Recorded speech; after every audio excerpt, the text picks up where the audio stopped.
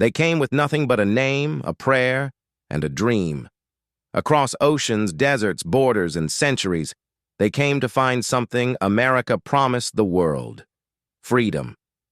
Welcome to Timeless America, the channel where stories come alive, where the soul of the nation is told through the people who built it, shaped it, and lived it. If you believe in freedom, courage, and the power of human dreams, make sure to subscribe, like, and share this story, because this one is for all of us.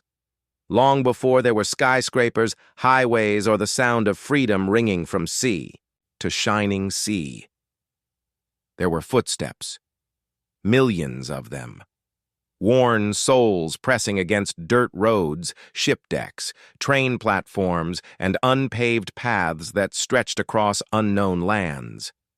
Some of those footsteps belonged to pilgrims, some to slaves, some to dreamers, and some to desperate parents holding the hands of frightened children, praying for a future in a land they had never seen, but believed in with all their heart. This is not just a story of migration.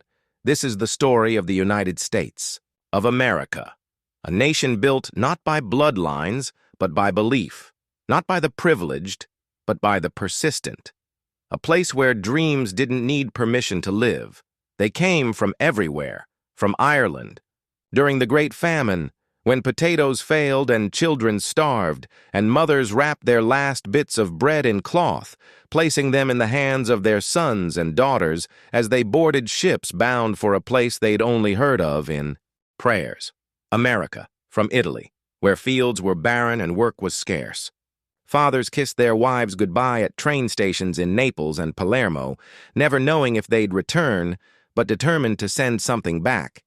Even just a letter that said, "We made it," from Germany, Poland, Russia, where persecution was law and freedom was a rumor whispered between candle-lit prayers, from China and Japan, where imperial rule and famine forced families to choose, suffer in silence, or risk everything on a one-way ticket to a land where opportunity and discrimination arrived in equal measure.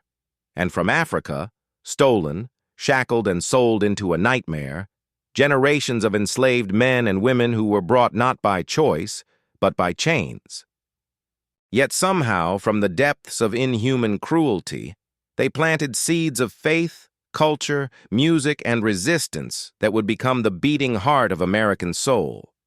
They didn't come with fanfare. They didn't land with wealth or power. Most had, barely a suitcase to carry.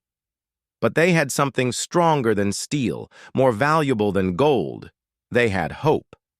Ellis Island, just a small patch of land off the coast of New York, became the very gate to destiny. Between 1892 and 1954, over 12 million immigrants passed through its halls. Imagine the fear in their eyes, the languages echoing off the walls, the fear of being turned away, the joy of being accepted. A woman from Ukraine steps off the boat, with 5 children. Her husband died in the pogroms. She doesn't speak a word of English, but she looks up at the Statue of Liberty and says, in her language, "This is where we begin again." A Chinese teenager, hands calloused from rail. "Work," writes his name phonetically because the officer can't pronounce it. He's given a new name, a new identity, a new life. A little boy from Greece watches his father kiss the ground as they disembark, tears running down his cheeks. "This is America," his father says. "We are free." They were bricklayers, shoemakers, bakers, miners. They built the skyscrapers of New York, the railroads of the West, the farms of the Midwest. They worked 14-hour shifts in Pittsburgh steel mills, tanned hides in Chicago, cooked in Boston kitchens, harvested sugar cane in Louisiana. They worked in silence, often in pain. But their eyes were always forward, and yet America wasn't always welcoming. For every handshake, there was a slap. For every open door, a wall. The Chinese Exclusion Act of 1882, the Gentlemen's Agreement limiting Japanese migration, quota, laws targeting Italians, Jews, and Eastern Europeans. There were signs that read, "No Irish need apply." There were moments of violence, moments of shame, lynchings, beatings. Entire neighborhoods burned down because they were different, but immigrants endured. They organized, they unionized, they fought for their right to belong. And when war came, they fought for America. Over 500,000 immigrants fought in World War I. In World War II, over 300,000 immigrants wore the uniform of the United States. Japanese Americans, whose families were locked in internment camps, volunteered to fight and died on battlefields in Europe. Mexican braceros came to work American farms during the war, feeding a nation at war, even as their rights were denied. From every war to every march for justice, immigrants were there. The civil rights movement? Immigrant allies marched alongside African Americans. The women's rights movement? Immigrant women organized, wrote, and rallied. The labor movement? Immigrants were often on the front lines, demanding fair wages and safe working conditions. And, through it all, their children rose. Children of immigrants became lawyers, astronauts, CEOs, teachers, nurses, soldiers, artists, senators, presidents. A Jewish refugee named Henry Kissinger became Secretary of State. A Cuban exile named Gloria Estefan gave the world a rhythm to dance to. A Kenyan son named Barack Obama inspired a generation to believe that anything was possible. And there were millions more. The Vietnamese boy who learned English under a flickering light bulb and graduated first in his class. The Nigerian girl who studied medicine and saved lives in rural Georgia.